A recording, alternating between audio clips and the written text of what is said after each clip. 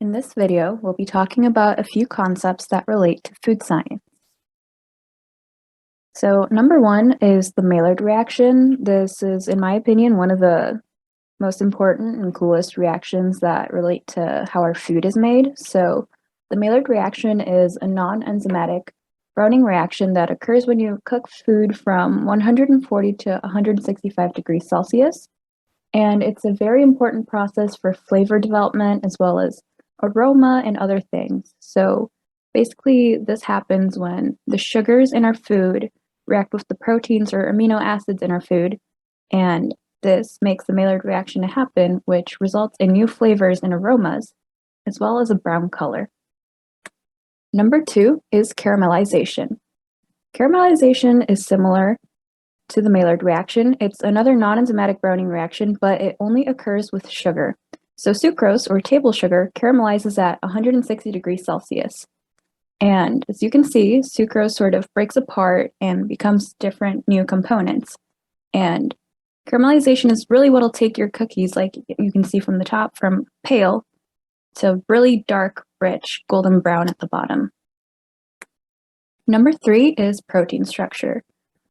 Proteins are an important part of our food, and when cooked and exposed to heat, proteins change in a process called denaturation. So basically, a protein is initially folded, but once you heat it up, the protein unfolds.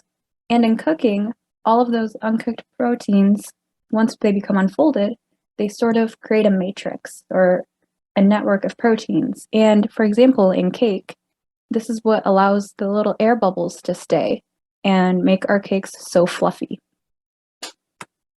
Number four is bacteria.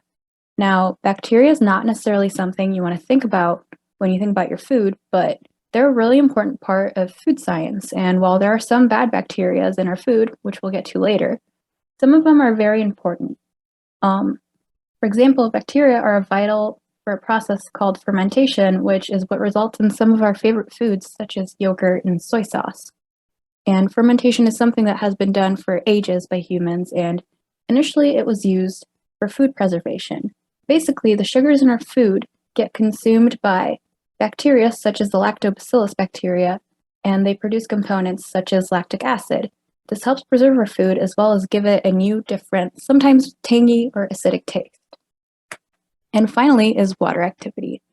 Water activity sort of measures the amount of available water in food products for bacteria to sort of use up.